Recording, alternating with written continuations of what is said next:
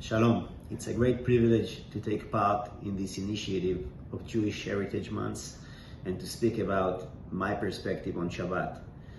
So I think that to me, first and foremost, Shabbat is the time to see the face of my children, my wife, to sit down, to be with the family. But beyond that, I think that Shabbat reflects one of the most deepest idea of Judaism, which is that the soul governs the matter. We do not reject the matter is important, but the soul is governing the matter. And in those 24 hours, everything can wait.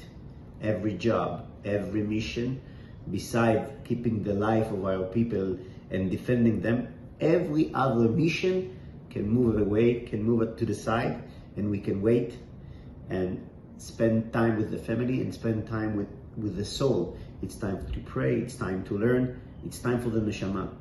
So this is for me Shabbat.